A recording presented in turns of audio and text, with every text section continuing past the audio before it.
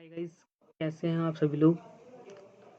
आज हम करने वाले हैं कि F5 और F6 में एंट्री किस तरह पास की जाती है। F4 के अंदर हम पहले ही वीडियो बना चुके हैं, उसका लिंक्स मैं डिस्क्रिप्शन में दे दूंगा, उसे वहां से देख लीजिएगा। ठीक है, चलिए स्टार्ट करते हैं। F5 का मतलब होता है टैली के अंदर पेमेंट करना।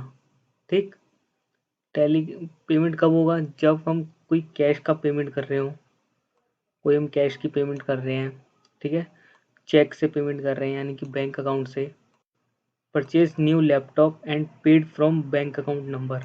ठीक है, जब भी कोई पेमेंट की बात आएगी उसके अंदर हमारा कैश या बैंक दोनों क्रेडिट होंगे। क्रेडिट का मतलब दोनों घटेंगे। ठीक है, इसी तरह F6 की बात करें, F6 का मतलब होता है रिसिप्ट। रिसिप्ट में कैश हमें रिसीव हो रहा होगा या पेमेंट हमारी रिसीव हो रही होगी हमारे बैंक अकाउंट के अंदर। ठीक, चेक रिसीव इसका मतलब हमें पेमेंट रिसीव हो रही है। कैश रिसीव इसका मतलब किसी कस्टमर से, हमें पुराना कोई कस्टमर था उससे हमें पेमेंट रिसीव हो रही है, उस वक्त हमारा कैश और बैंक डेबिट हो जाएंगे।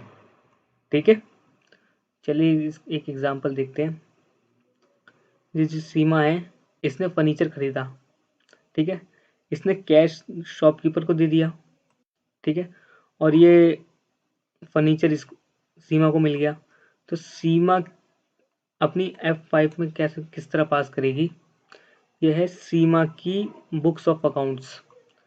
सीमा F5 में पेमेंट के अंदर जाकर के पहले कैश और बैंक को कर देगी क्रेडिट, ठीक, और फर्नीचर को कर देगी डेबिट। क्लियर है? इसी तरह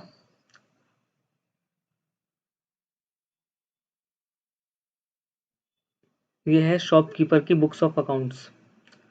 अब शॉपकीपर को क्या कैश मिल रहा है, ठीक है, तो शॉपकीपर F6 में जाकर के रिसिप्ट में जाकर के वो डेबिट कर देगा अपने कैश को, कैश और बैंक को डेबिट करेगा, और फर्नीचर को क्या कर रखेगा? क्रेडिट। तो आई होप आपको समझ आ गया होगा, आपके सारे डाउट क्लियर हो गए होंगे। तो please like and subscribe, share, comment.